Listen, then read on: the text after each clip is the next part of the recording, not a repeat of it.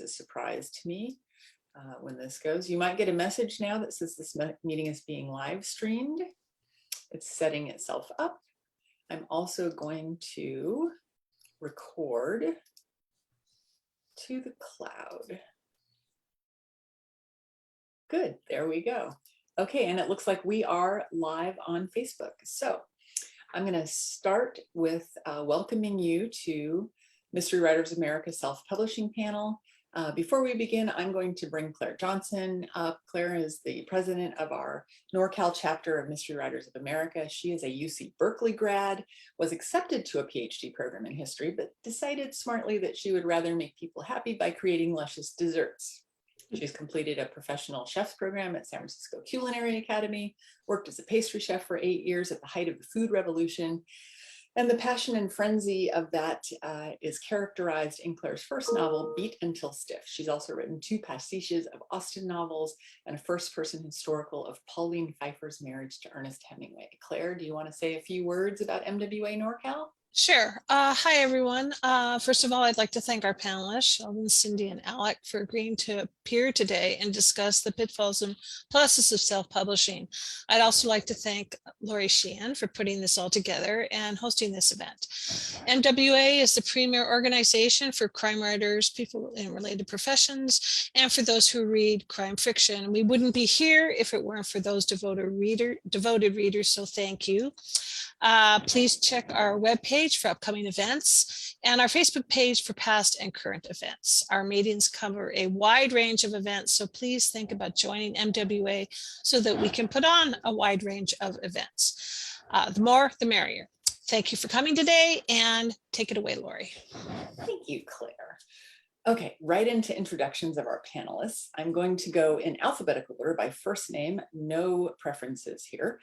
Alec Peche finds inspiration in the world around her, and real locations often find their way into her writing. She once said, "One moment I can be enjoying a great outdoors, and the next moment a story is inspired." She says that she has visited 95% of the locations in her stories, and there are bits of truth woven throughout each of her books. Alec writes the Jill Quint MD Forensic Pathologist series, as well as the Damian Green series and the Michelle Watson series. Thank you for joining us today, Alec.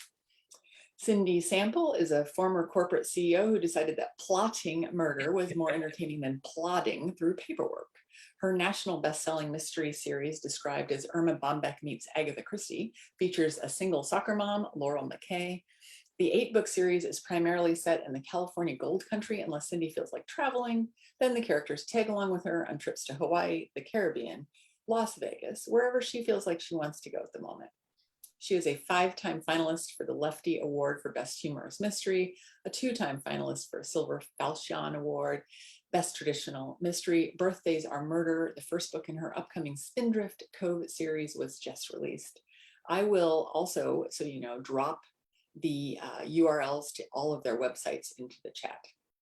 And last but certainly not least, Sheldon Siegel is the New York Times, USA Today, and an Amazon best-selling author of 13 legal thrillers featuring San Francisco criminal defense attorneys Mike Daly and Rosie Fernandez, who are fabulous.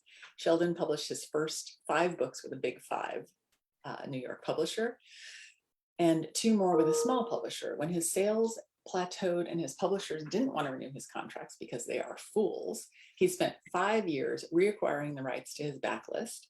He re-edited the books, prepared new covers, re-released the titles, ebooks, print, audio format in 2014 on Amazon, Barnes & Noble, Sony Reader, Kobo, Apple, and others. A year later, he elected to go exclusively with Amazon. Since then, he has released 6 new titles and now publishes exclusively as the indie publishing space. Sheldon's latest novel, Last Call, was released January the 12th, 2022. He has no plans to return to traditional publishing. So without further ado, I'm going to jump right into this. I think we know the answer to this question, but I'm going to let you elaborate. Is indie publishing really a viable alternative to traditional publishing? Sheldon, with your introduction, I should probably start with you. Do you want to start with that? Yeah, I mean, that's kind of the gating question on all of this. Is it even worth bothering? And can you make some reasonable semblance of a living at this? The answer for me is yes, but the answer overall is it's getting harder and harder because the market has gotten very, very crowded over the course of the last 10 years. And I mean, it's not going to do anybody any good for me to tell you how easy it was, 10 years ago. But there are things you can continue to do now that gives you a chance in this market to be successful. So, I can talk about the fact that everything cut right for me because I started early and I had a bunch of books that had been professionally edited and that I got the rights back for. But what I think we really should focus on today is what's working now, because what was working back then really doesn't work very well anymore. So I think the answer is yeah, it is a viable option, and there's certainly no barriers to entry if you want to go the self-publishing indie route. However, back then there were 100,000 books in the Amazon, Kindle store. Now there's, 20 million. And back then there were a few thousand self-published books being put up for sale every year. And now there's 2 million books going up every year. So it's gotten harder, but there are still viable options for people if you keep your eye on the ball and you keep your expectations realistic. Alec, you have something to add too? Yeah, I also started back I started self-publishing before Sheldon did, but I wandered around in the wilderness for a while before I found my shtick as an indie. And I think it's a very viable alternative, but you have to approach it differently. Excuse me. You have to advertise. There are 8,000 books a day put up on Amazon. And so that's your competition every day coming out of the gate. And you have to find a way to find readers. And that means you need a website, you need an email list, you need to pay for advertising beyond writing just a good story that's well edited with a cover that's appropriate to your genre. But I can't imagine doing it any other way. I just love having control from start to finish of everything I do. It makes it fun and satisfying. Yeah, Cindy? Yeah, I mean, a lot of it depends on your personality and where you're willing to put the work into. If you just want to put it into writing, marketing, or the business side, I got thrown into it similar to Sheldon, but a little faster. I was with a medium-sized publisher, and one of the owners, unfortunately, passed away suddenly from a brain tumor. That was the beginning of August, and my 2013, and my third book was supposed to come out in October. And the other owner kindly gave us our rights back, but I was in the middle of finishing my third book, Dying for a Daiquiri. I had to get the first two books back. They couldn't even access this woman's computer. So I had to go back to my original Word version, compare it to the published book, and then how often do you get a chance to make it better? Made it better, found an editor.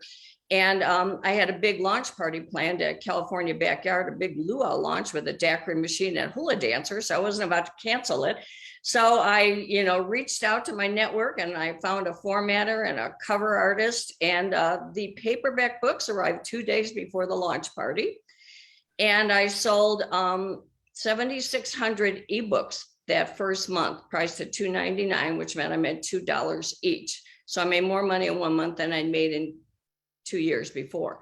But like Sheldon said, things have changed, gradually over the years. So it really depends on, what you want to get out of it, what you want to put into your career. I mean, I was used to running a company, so that helped. So I'm fine with the business end of it as well as the writing end. And after my experience with the other publisher, I won't let anybody take control of my career again. And I have had offers and I've turned them down because I want to be in control. Nice. So before I go on to the next question, just a couple of things. We're probably going to have some overlap. I'm hearing answers now that we're going to address later. So keep this organic. Tell each other if you have a question that you need them to answer or that can add on to something that you're saying, I'm going to ask Glenda, who has been deputized, to please keep track of any questions that are dropped into the chat.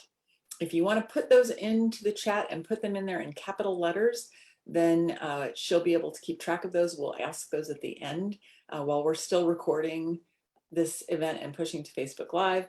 And I have Facebook up on my other screen. So if anyone out in Facebook land would like to ask a question, go ahead and drop it in the chat in Facebook and we'll try to get to those as well.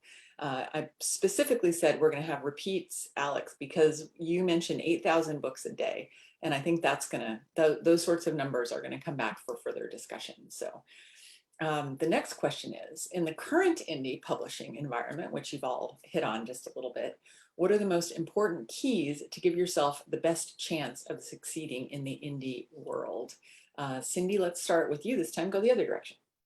Okay. Well, I mean, it's important to write the best book you can possibly write. Now, I will say there are some extremely successful authors who are, and we'll probably get into Kindle Unlimited, who are publishing a couple of books a month. You know, they put out 100 books in 3 years, and they're making a lot of money. You know, I feel it's really important to write the best book you can and to build up your following that way. I mean, there's a lot of tips we can be giving you. That's my number one tip, is make a book that will jump out at you. We'll get into cover art and all of that later, but make sure it's the best it can possibly be. Get professional help editing and putting it together. I think that's really critical. Great. Thank you. Alec? I would absolutely agree. Write the best book you can. I've been averaging 3 to 4 books a year in the last couple of years. And as an indie, one of the things that can be hard is to find a reason to write.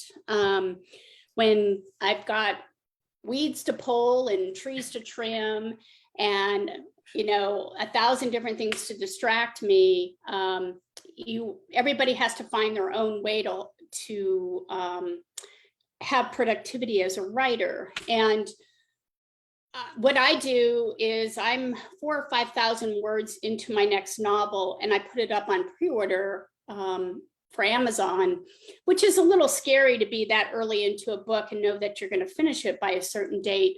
But that I've done it several times, and I think the closest I came was 30 minutes to not meeting my deadline for having the book finished and ready for upload. Recently, I've been doing around 72 hours of, but I like to write 1,200, 1,500 words a day. But when I'm under a deadline, I can get up to 5,000 or 6,000 words a day in order to get that book finished. And then it's taken me a while to figure out the editing. I've gone through a variety of paid editors. I have volunteers at the moment. I'm fortunate. And they need time to look at the book, and I need time to correct what they find wrong. I also like to use Dragon dictation, which is great, except apparently I'm not very good at enunciating words. And so Dragon puts all kinds of things in there that I may not discover in several drafts, but fortunately, my editors can figure that out. So I think one of the things you have to do as an indie, besides writing that great book and having a genre appropriate cover, is you've got to have a process around you to get that book done on time and to make it professional with formatting, with editing, and also telling your readers, hey, this book's coming, go order it. And so, you know, I think it's harder to be an indie author if you don't write a series, because people fall in love with characters and they're looking for that next book of a character to come out. And there's nothing like that to fuel your sales. Right. So many things. Yeah. And some of those, again, we're going to hit on in a little bit. Sheldon, how about you? Words of wisdom for giving yourself the best opportunity to succeed? Yeah, I mean, I got a couple of suggestions. I want to echo what Alec and Cindy said. I mean, the given is you're going to write good books. If readers will give you the benefit of the doubt for one or two books, and if they don't like a book, they're going to stop reading what you're doing. So, that's kind of goes without saying. I think it's important to recognize that the indie world is a different business than the traditional publishing world, and the emphasis is on different things.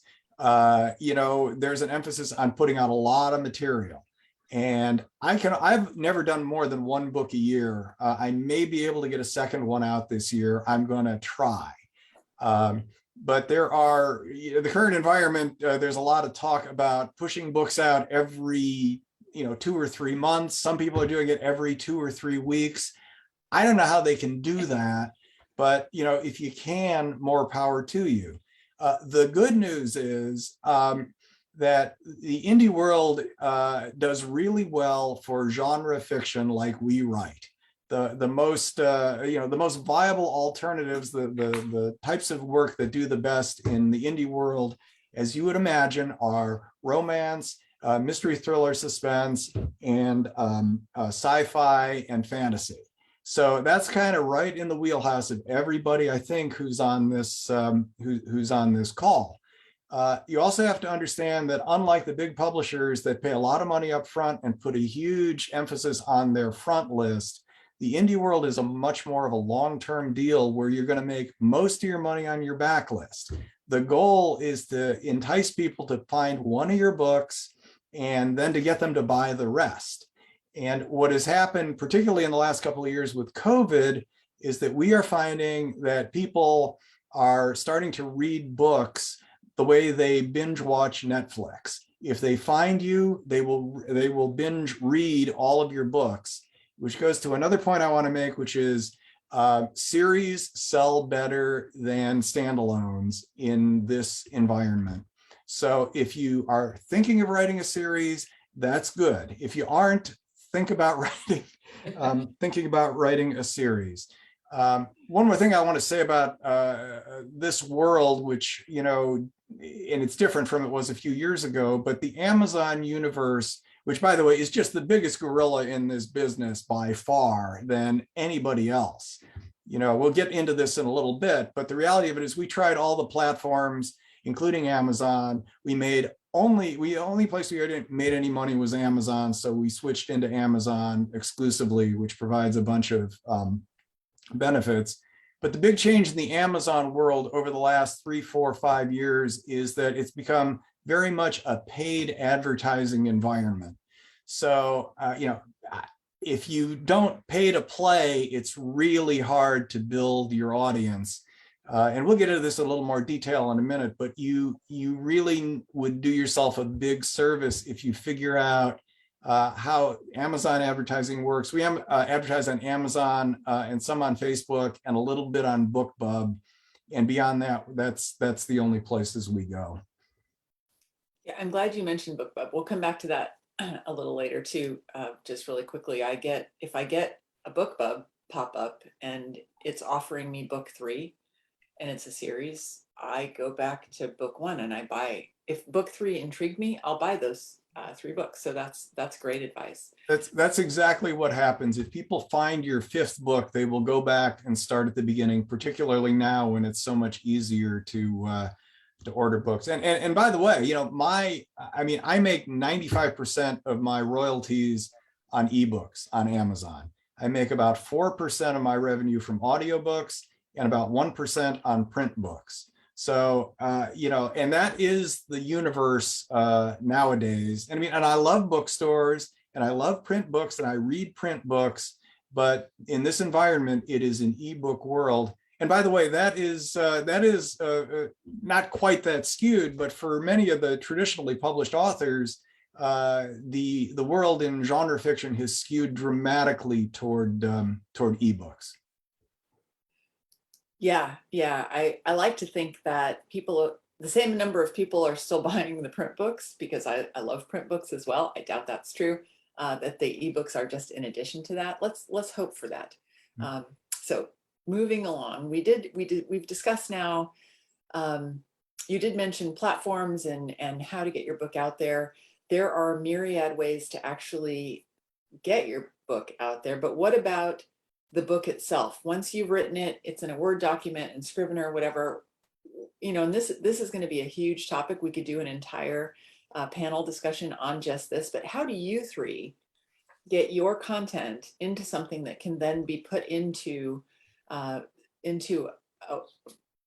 platform that I can download and get myself? So Alec, do you want to start with this one? Sure. I write in Word. I'm a pantser, so Scrivener has never suited me because I have no idea where I'm going beyond the paragraph in front of me. I write in Word, and then from there, I purchased Vellum.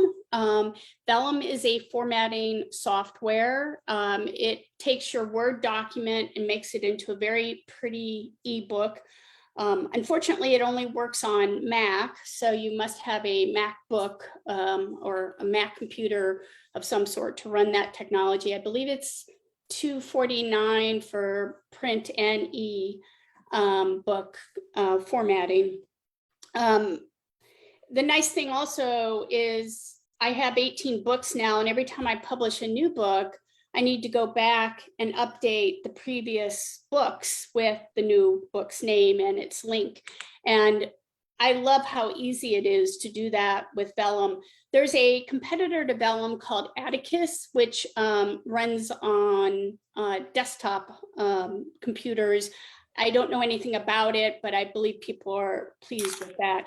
So Vellum puts out a file, a PDF file for print, and a MOBI or EPUB, I don't remember what the extension is for the ebook.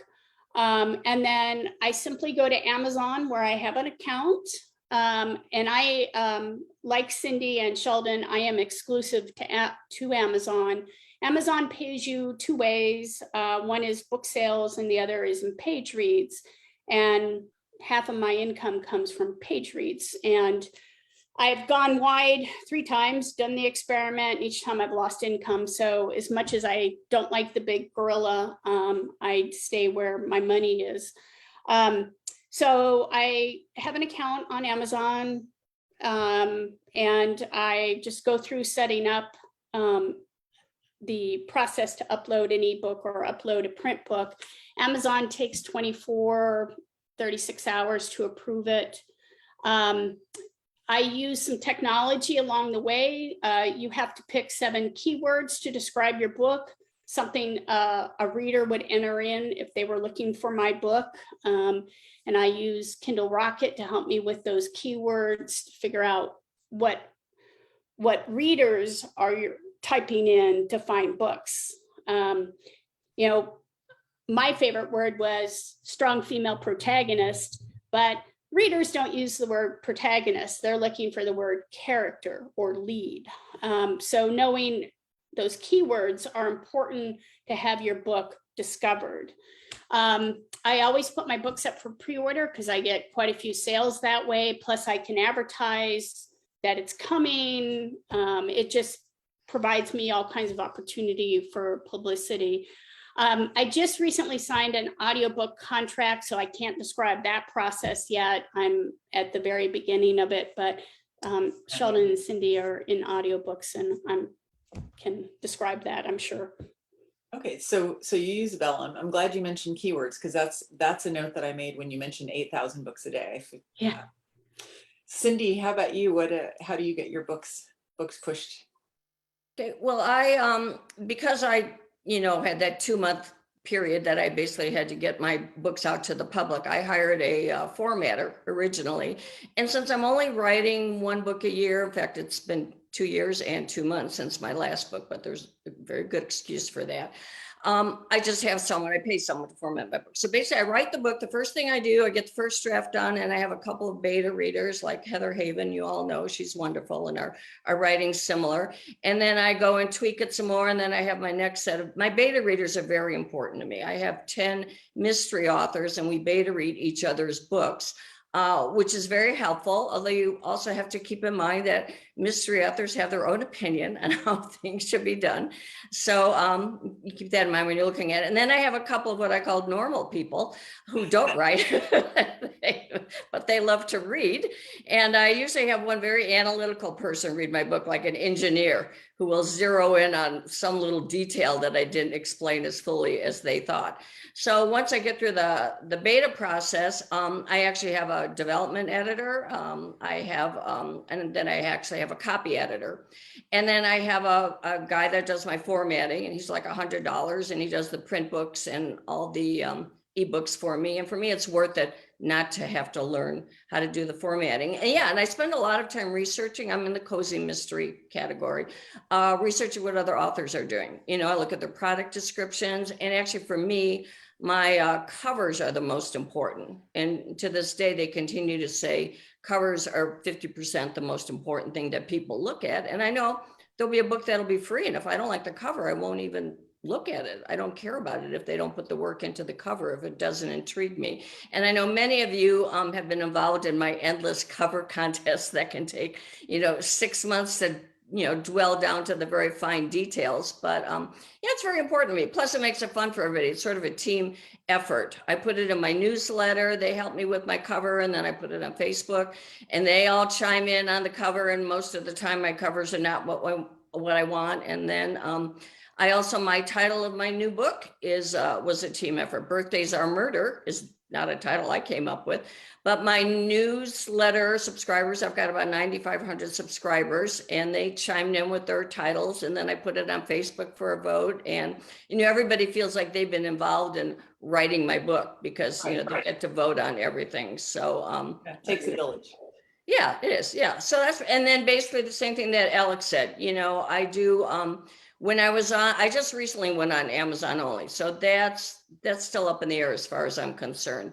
But I would, just download the book or upload the book. It's so easy on each of the sites. And I used to have it on Nook, Kobo, iBooks, and Amazon. Okay. Yeah, we'll touch on that too in a little while. So Sheldon, I'd love to hear your take on this as well. And as long as you're going, let's move you through this one and into the next question, which is, once you get it in there, how do you set costing? Okay. Well, the answer is how we set it up is I married really well. My wife does all the formatting. Linda has a degree in computer science and electrical engineering from UC Berkeley, and she spent 25 years doing computer graphics and visual effect shots for George Lucas. She's in the credits on 20 of the biggest grossing movies of all time. So after you've done scenes in Forrest Gump and the Star Wars movies and stuff, formatting an ebook's pretty easy. And Linda made a decision early on that if we could do a lot of this stuff in-house, we would. So, we tinkered around with formatting, and we do all of that in-house, and she does the covers. And it's a huge advantage in this world. I was going to ask Cindy who does her covers because they're really good. And there are people out there in the world of this indie publishing who do really good work. I can't give you names, but if you ask around, there are people who do really nice covers. There are people who do formatting for I think you get a cover and formatting done for, under a couple $1,000s, maybe less. The other thing that's a big advantage is, if you're with a traditional publisher, it'll take them 9 months to do a cover for your book. And if you don't like it, they won't change it because they took them 9 months to do it. If I finish a book on Friday, Linda's already been working on the cover. She, it takes her a couple days. And it takes her a couple days to format it, only because it's kind of boring to format it. But one of the big advantages in this environment is the fact that, you can get a book out within a couple of weeks of when you declare it to be finished. And, in traditional publishing, if you signed a contract today, you'd be lucky if that book is out by the end of 2023. So, that's something you have to keep in mind. and I think both Cindy and Alex said, and I would agree with this, what I really like about this whole process is we can control all the levers. We have only one author to worry about, and we set our release dates, and we do it from here. Before I get to pricing, I do also set our books. We put it up for pre-sale, pre-order about 2 months before the release date, and we found that to be an effective strategy because it builds up a little momentum. And then on release date, we get a really big number of books sold because it hits Amazon on that day, and that pushes it up in the rankings on release date. Then if we want to talk about pricing? Yeah, let's move into how do you guys pick that beginning price? Go ahead, Sheldon, and then we'll ask Alec and Cindy how they do that. Yeah, I mean, we've tinkered with this a fair amount over the years, but the reality of it is we are exclusively with Amazon, and if you price your book between $2.99 and $9.99, you get a 70% royalty. So we price everything now. We started everything at $2.99 a number of years ago, and we've inched up the price to $4.99, even for the new releases, although maybe next year we'll bump that up to $5.99. In our experience, if you price anything higher than $5.99, it won't sell. And $2.99 is kind of a low price point. We do run occasional specials at 99 cents or $1.99 or even free. Free used to work really well, but it doesn't anymore. If you can combine a freebie with a BookBub promotion that'll cost you about $900, on that day, you will give away about 50,000 copies of a book, which is great, but that doesn't really move the needle as much as it did a number of years ago. And Amazon doesn't particularly like it when you do freebies. And BookBub advertising, which I think most of you are familiar with, they're really good for the first day. They used to have a much longer halo effect, but that doesn't work very well either. It's really only good for a very short period of time. So we try. I don't get them very often because we ask, but they're very hard. It's much more competitive to get BookBub ads. And I want to add one other thing that was mentioned before. We're the Kindle Unlimited program. That's one of the big reasons we are in with Amazon exclusively. That program is pretty much the biggest thing in indie publishing and a big thing in all of publishing. It started a few years ago, and for those of you who aren't familiar with it, it's sort of like Netflix for books. You pay a flat fee every month. I think it's up to like $12.99 now, and you can download a bunch of books essentially for free. And the author is paid roughly a half a penny for every page that a person reads in a book in that program. It's a little frightening to think that Amazon can keep track of how many pages you read, but they can. And it's a big deal. We make about 70% of our income in the Kindle Unlimited program, and that is pretty typical for people in that program. And it started a few years ago. They were paying authors, I don't know, about $10 million a month in total. Now they're paying authors $40 million a month. So it's a big deal for Amazon. I am sure they're not losing money at it. And at $40 million a month, they are paying authors almost $500 million a year to be in that program. So it's a big deal. And I guess one other thing I would add, you will hear a lot in the publishing world, in the traditional publishing world, that ebook sales have plateaued. That is the case, I think, in the traditional publishing world where they get their numbers off BookScan. But it is not the case in the indie world where the numbers just keep going up. So it's very misleading to say that ebook sales have plateaued because the Kindle Unlimited program has just gone through the roof. Yeah, Alec had mentioned that to me in a different conversation. You do that quite a lot, and that's most of your income, Alex, you said? I would say it's like 60%, between 60 and 65% is Kindle Unlimited. I'll just tack on a quick comment on pricing. My regular books are $4.99. My very first book I wrote, I believe I move it around. I play with it all the time. I think at the moment it's 99 cents, might be $1.99. If you price your book below $2.99 on Amazon, you only get a 35% royalty. So you're incented to put it above that. I also have 5 box sets.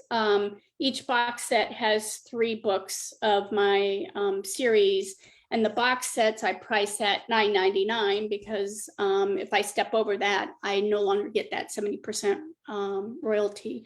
And I'll also add that Vellum supports formatting box sets. Oh, interesting. That's great. Cindy, you're on Kindle Unlimited as well? Yes, news. So I was wide because I really hated dealing with a monopoly like Amazon. I mean, you know, I love Amazon and I hate Amazon both.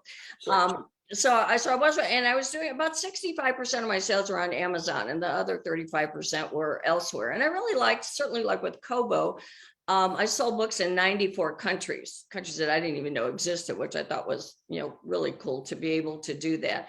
And it was very consistent, but more and more cozy readers, you know, are turning to Kindle Unlimited. I mean, it's a heck of a deal for them, you know, like $10, $11 a month, all the books that they can read, and they can have 20 checked out, I guess, at one time.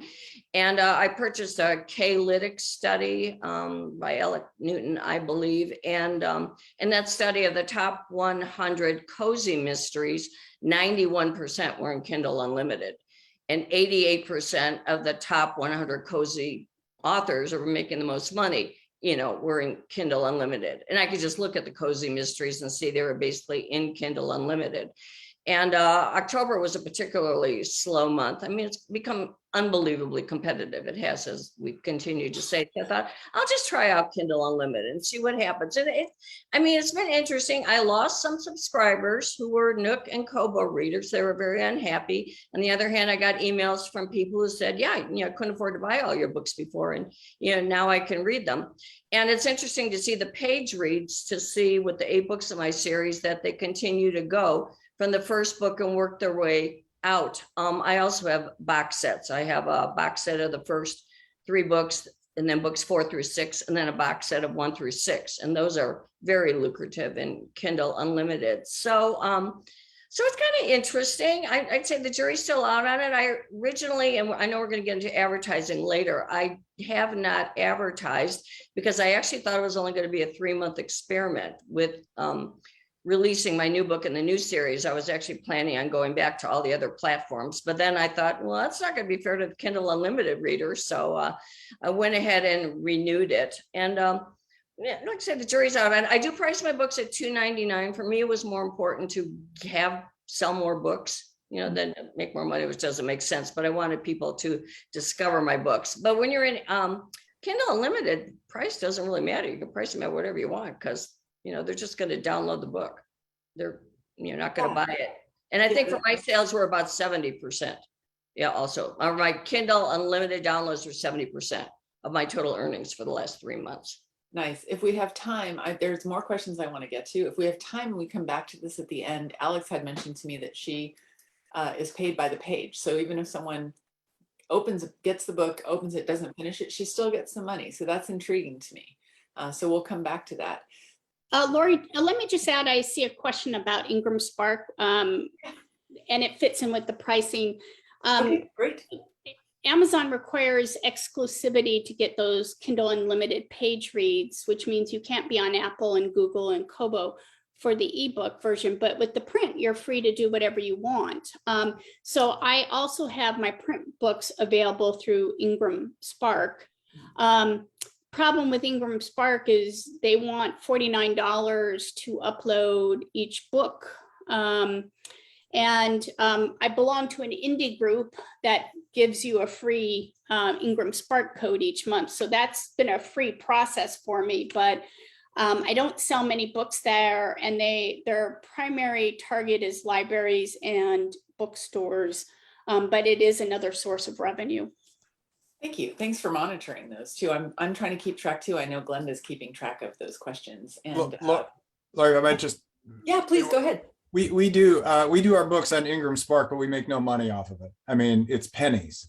It's a nice thing to do. If a library wants your book, that's great. We do ours in ebook, paperback, through Amazon. The paperbacks actually go to other sources. The ebooks were exclusively with Amazon, and audio through ACX. And we do them on Ingram Spark because it doesn't take long. And once you've got it, formatted, it's easy enough to do, but that's not going to be a big money source. And if you're in the indie world, you're going to hear people tell you, well, you have to be on Ingram Spark because that's the way you're going to get into the bookstores. And in my experience, if you're in this indie world, you're not going to get into bookstores unless something really, really miraculous happens. It's unfortunate, but that's kind of the world we're operating in. Yeah. You agree, Cindy? Yeah, I just wanted to jump in. I actually only do, I have the paperbacks printed through Amazon and the expanded distribution. So you can order them, from Barnes and Noble if you want to. I have a fairly large following locally because I did so much marketing early on, and that people actually like paperbacks. So I personally sell about 1,000 paperbacks myself. And I've got 4 local stores that will carry them, but that's on consignment, and that's fine. But no, you're not going to sell them otherwise. Yeah. Good.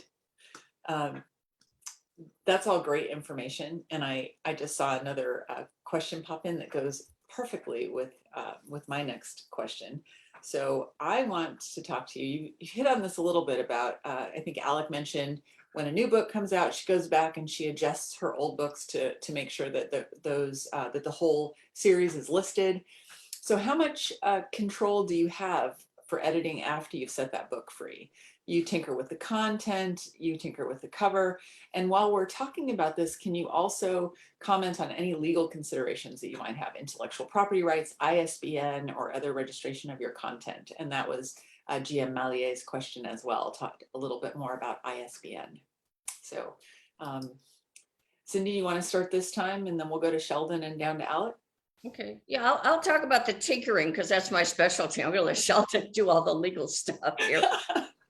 Yes, that's what I love about being in control. I can edit my book every single day and send a new ebook version in. My formatter, he just prepares a Word version for me, and people comment if they, hopefully the most recent book hasn't had any typos in the last 4 readings, but you never know. And, if by any chance you put down the wrong composer for the song White Christmas, then you can go back and change it, because people will tell you if you make a mistake like that. They don't want you to get by with anything. So, and I actually go back and reread my books every couple of years, and I have updated a few of them as far as keeping up with current technology and things like that. I mean, I'm a little neurotic that way about making sure everything is as accurate as it could possibly be. So that's, a huge benefit to be able to do that. You can do that with the paperbacks too. You can tweak them. You can't do that with the publisher. If you made a major mistake, I've even changed. Okay, I have to tell you a funny story. May I tell you a quick funny story? Of Okay. course. My first book came out in 2010, and the character was driving a Prius, and the keys were in the ignition. Keys got locked in the car, and it started the whole premise of the book because she got attacked by the guy who she was on a date with. Okay. So a couple of people questioned me in 2010. They said, but Priuses have a push button ignition. And I said, yes, well, my daughter had a 2002 Prius. It's an old Prius. They had the keys were in there. So here I am, the book's been published. Now it's 2020, and we got this 2002 car, and people are emailing me and telling me you can't have keys in the ignition of the Prius. So I actually went back and explained that, oh gosh, if only she had a newer Prius, she wouldn't have locked the keys in the ignition, and this guy wouldn't have attacked her in the car because she had this darn old 2002 Prius. So it's kind of funny, the stuff that they find out. Yeah, that is funny. And that you were able to go back and say, all right, I have to add something in here, or I'm never going to get into this from these people. Exactly. Yeah. That's right. So Sheldon, I think Cindy's right. We should leave the legal, at least the beginnings of the legal discussions, up to you. Okay, well, the legal discussion is pretty easy. For one, you control the rights to everything, and that's the best thing ever. And by the way, if any of you here have old books that you have with publishers, if you haven't asked for the rights back, if those books are making no money, you should do that like right away, because those books are worth a hell of a lot more to you than they are to a publisher who isn't going to be doing anything for you about those books. And if they if you ask for them and they say the books are technically still in print, offer them a couple $100 and see if they'll give them back to you. That's what I did to get my rights back. And I don't mean to diminish what good agents do, but it's a tricky situation for agents. I don't work with an agent anymore, but it's tricky for agents to ask for rights back to books because it's something they don't like to do, and they may need to try to sell another book to somebody down the road, to the same person. So try to get your rights back. As far as legal stuff, I do my own copyright applications on all of my books. If you're smart enough to write a book, you're smart enough to fill out the 2-page form to submit your copyright application.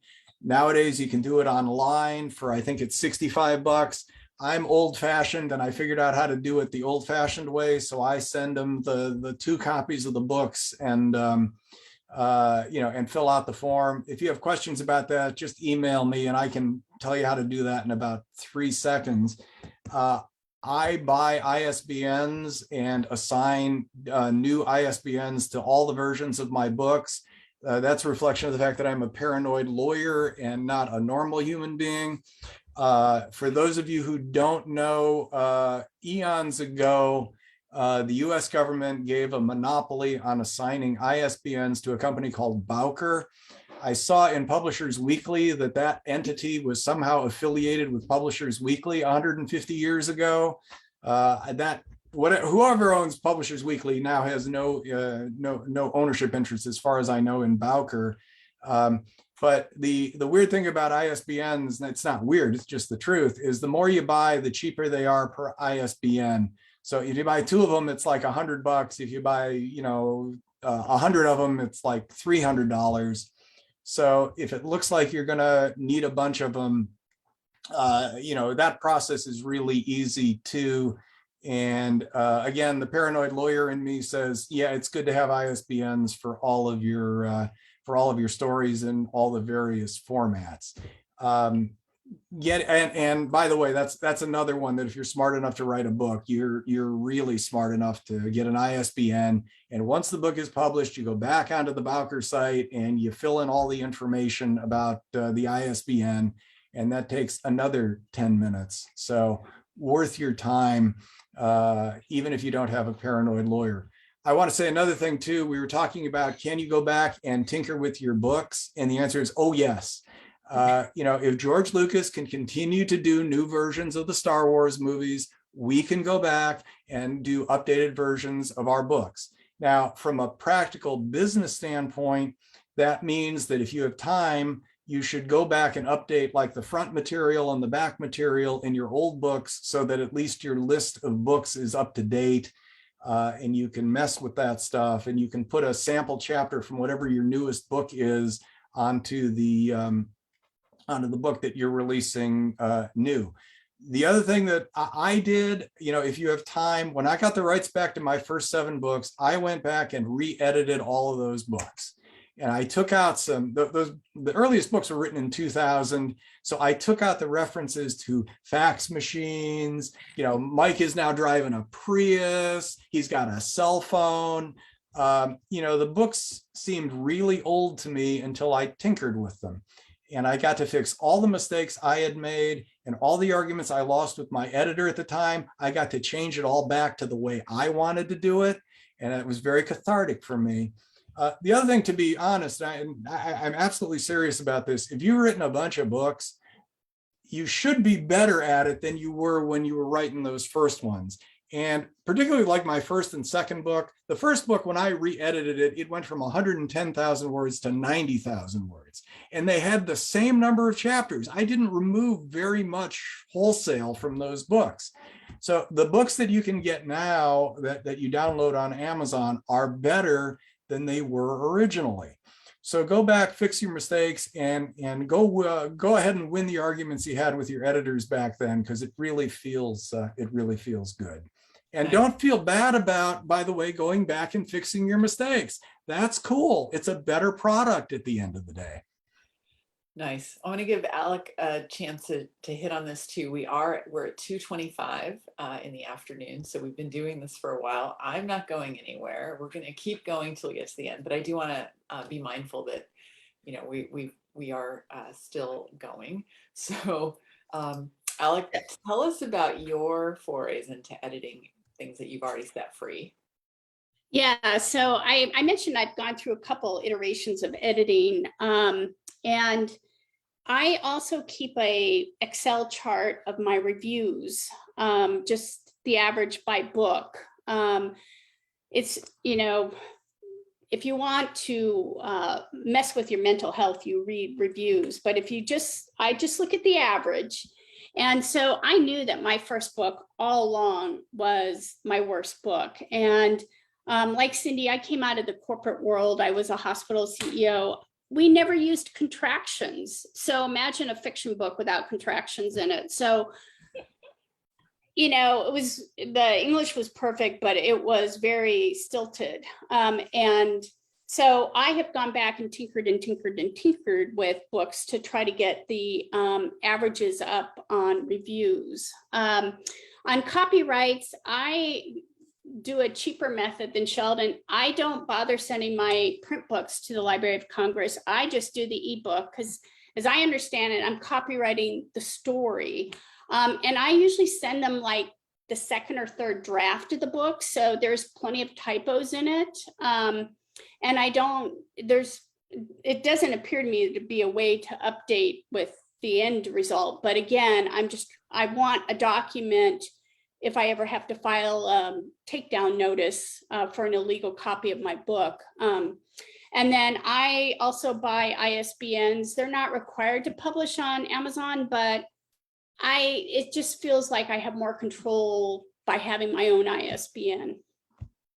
Nice. Sheldon, real quick before we move on, could there be any difference between electronic versions and hard copy versions sent to the Library of Congress to get a copyright?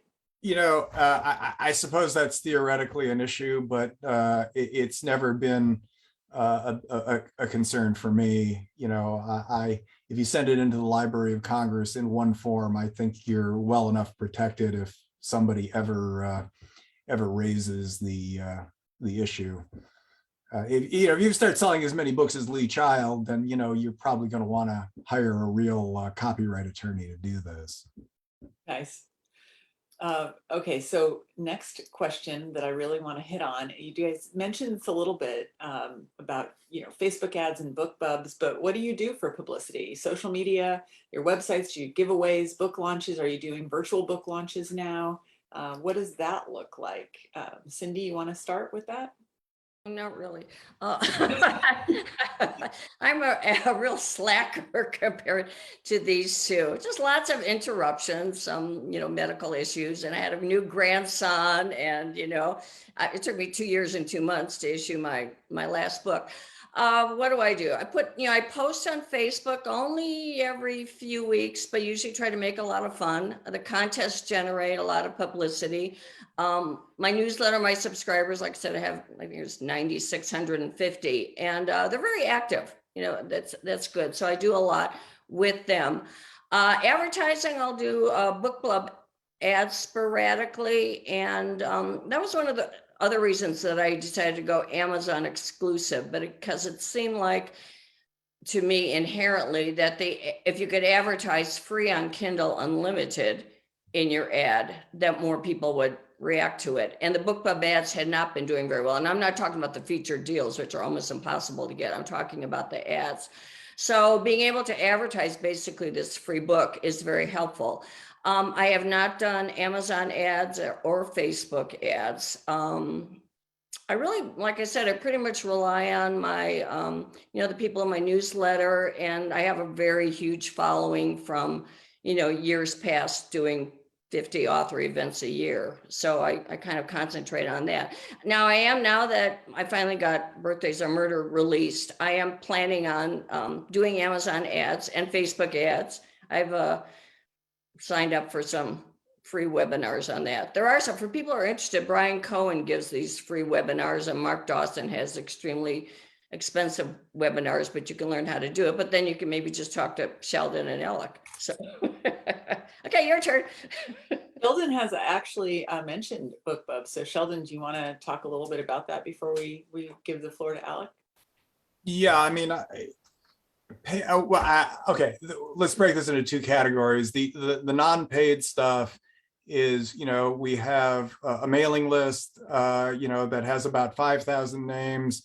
It used to have a lot more, but we keep culling that down because if people don't open your mailing list missives, it doesn't really help. We use MailerLite to do that, and we don't inundate people with it, but we do that pretty, I don't know, it's when the books come out and a couple of times a year. Those are your absolutely best people to contact, because those are almost always people who you've heard from before. I have Facebook, both a personal and an author page. And again, we use that because there's so much noise on Facebook nowadays that, I use that almost exclusively, to be honest, to sell books. And people understand that, and you can see, by the way, a lot of authors are being told by their publishers, you have to post, every 6 hours or something. And it's really hard to break through the noise, particularly on Facebook, because there's so much other stuff. I have a Twitter account that I don't use. I have a website that's really good, and I'd encourage you got to, at a minimum, have a website, but that doesn't get nearly as much traffic as it used to. The reality of it is, in this environment, paid advertising is a big, important issue in this, and you would be well served to learn how that works. And I can't do that in the next 5 minutes, but I can tell you in 2 minutes that we focus most of our advertising on Amazon, because that's where our readers are, and they're the closest people to buying our books. We did some on Facebook, we do a little on Facebook, but we found, particularly in the last 6 months, that has not been very effective. If we can get a BookBub, featured deal, we'll do it and pay for that. We have found that BookBub paid advertising, where you see an ad for your book at the bottom of the BookBub release every day, we found that to be very ineffective. And those are the only ones we've tried, because anything else is farther away from the readers who are going to buy your books. Now, the reality of it is, in my view, Amazon ads are where it's at. They didn't exist 5 years ago. I was among the authors at that time who told Amazon, because they asked, what would you like to see? And a lot of us said, we'd like to see paid advertising. We're willing to buy ads on your platform. So it was at that point that they started with, you used to see the also bought banner below your books. People who like this book will, might like, these other books, including yours. So that became a paid advertising program largely. So if you see an ad, for one of my books below one of John Grisham's books, I have probably paid for that placement. Now, the other thing that has happened is there has been a huge increase in much more elaborate and, to be honest, much more expensive Amazon advertising programs.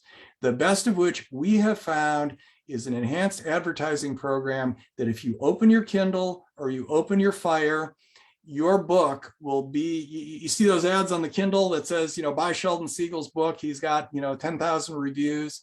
That is not a random thing. Those are paid ads, and they're expensive paid ads. And we started doing this about 2 years ago, and it moved the needle a lot. And now it's gotten really, really crowded, and Amazon's making a fortune on this stuff, and more power to them. The problem with those ads, they are really effective, but they're expensive. The minimum ad buy is $20,000 a month to get those ads. And we're doing it, and it's working for us, but we're operating on a pretty big scale.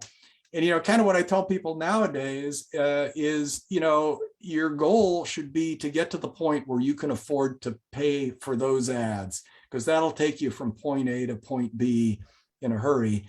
But you got to sell a lot of books to get there. Yeah, sounds a little scary. Alec, what do you have to say about that? I pretty much the same. I primarily concentrate on Amazon. I have a love-hate relationship with Facebook. You know, I sort of hold it responsible for the destruction of society, and I hate to give them any money. And I don't find those ads as effective as Amazon, but I dabble there. I run BookBub ads, not the paid deals. I've been rejected, I think 16 times, but I keep forgetting to apply again. In the indie world, Cindy mentioned Mark Dawson, and at the 2019 convention, he said that he was spending $500,000 in advertising to earn $2 million in book revenues. So there's some scale for you. I'm not in that world of his. I've taken his class. I can't say enough about it. It's very expensive. It's like $800, and you get material that's updated every year for life. He also offered recently a TikTok program, and I have my crown someday to wear to make TikTok videos, but I'm just not feeling comfortable with going to TikTok or wasting a lot of time there to figure out what to do right. Yeah, that also seems saturated. You guys have mentioned that quite a bit, that it's hard to be the voice heard on some of these platforms when there's so much content and we are such consumers of that. Well, I think that's the hardest thing with Amazon is you can have success and then you try to scale it up and it doesn't move the needle. Yes, yeah. The other thing that happens, sorry for interrupting, the other thing that has happened is the traditional publishers have figured this out too, and they're buying BookBub ads, and they are buying those ads, those expensive ads on the Kindle and the Fire. And so it makes it even harder for the indies. You know, we used to have this space to ourselves because everybody thought we were just the toy department of the industry, and that is no longer the case. So, you know, you will see a lot of traditional publishers who are eating into that advertising space. Yeah, that sounds rude. Yeah. I'm just going to jump in. I've been seeing a lot of noise, and there was just a session that Alec mentioned on using TikTok, that book talkers, which tend to be more book talk people, whatever, tend to be more millennials. Anyhow, they're bringing a lot of authors who have been around like forever are being discovered, especially particularly like women's lit commercial fiction, and they're hitting the New York Times list because people have discovered their books. Probably good for fantasy. So if you have, I mean, my readership frequently has white hair like I do. So, you know, I'm not really sure they're on TikTok. I'm not on it. I'm not sure my phone can handle it. But I do want to mention it, you know, based on who your audience is. That is supposed to be the next best thing. I don't know, just throwing it out there. Yeah, I know some people who absolutely love it and can't understand why I don't get it. But I as of yet, I don't, you know, there could be a learning curve, but I don't get it. I do it. I think Cindy, you just did the same thing, like book tick bub. I don't know what does all of this mean? I'm confused. So there are lots of questions that have been dropped in the chat. We're not going to get to them all. I'll ask a few. One last question that I had before we move on is just best advice for people who are trying to decide between traditional and indie publishing. So lessons learned along the way. I'm going to go to Sheldon first for this one, and then just a real quick wrap up. Yeah, I mean, my advice to, you know, to pre-published authors, as I always refer to them, is, you know, I got into indie publishing because I had no other options. And, you know, it's a long-term deal. It's, you know, there are a lot of pluses, which I happen to like, but it's also a real crapshoot. So my advice really hasn't changed, which is, you know, if Random House offers you 6 figures, take it, because the fastest way to getting into the mainstream of publication is through a big publisher who will spend a lot of money on you. Now, those deals don't happen very often, and they happen even less nowadays. A second option, which has become much more viable nowadays, is if one of the Amazon in-house imprints will take you on. The mystery thriller imprint is Thomas and Mercer. And if they will, they don't offer as much money up front, as I understand, but if they give you a big promotion budget and they, advertise your book heavily, you will get a lot of sales and you'll get a lot of recognition. Those don't come along very often either, because that's gotten more. If it then comes down to you don't get that, and it comes down to either a smaller publisher, and I've done books with small publishers, and it's lovely and it's wonderful, and they're great book people, but my experience was they didn't have enough wherewithal to advertise it, and it was at that point I decided to go indie, and you can always go indie. There are no barriers to entry on that. Right. So, I would still try it the traditional way first. And, if it doesn't look like somebody with real knowledge and wherewithal is going to get behind you, then, then go to indie. Alec, words of wisdom? I never thought about going traditional when I started out, strangely enough. I think the control freak in me couldn't give up that kind of stuff. One thing I always advise people to think about is time. If you have someone in your life that you want to read your finished book, and they don't have endless time, then you want to go indie, because you can have your book for sale really quickly. Whereas the traditional route, I think, first you have to shop an agent, then you have to, the agent shops a publisher, then the publisher has to get it on their calendar. It seems like you're looking at a 2 to 3 year stint there. So if time is your issue, go indie. Nice. Cindy? Yeah, no, I agree with both Alec and Sheldon. I mean, it depends on your personality, how much time you're willing to put into it, if you're willing to accept all the avenues of indie publishing and, being a business owner. I mean, I have a lot of friends who are with very reputable, medium-sized publishers, and they're thrilled to hand everything off. And they don't make as much money as I do, and they don't have any control, but that's fine with them. I think if you have a chance, to start out, try to get an agent, traditional with a big publisher, but, if you can't, it's no big deal. You can go indie. Just don't get frustrated. You're not going to hit, the big time these days until you've got at least 3 books out there. Don't spend a fortune advertising it, hiring a PR person, if you've got 1 book, write those great books. And the great thing is these books will last forever, there's no hurry. You've got, it's long-term. It's not like the backlist disappears. You can keep pushing them. I've got a great website, because I figure when I'm gone, the website's still going to be there and we'll be selling books. So Nice. Yeah. Okay, we have been going for a little over an hour. What I'm going to do right now is I'm going to stop the live stream to Facebook because we've hit the questions that were on our main question list.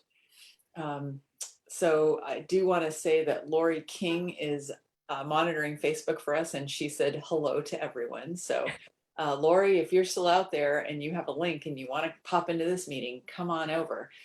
Thank you to everyone else in Facebook land who joined us today. And we'll see you the next time we have an event streamed live to Facebook.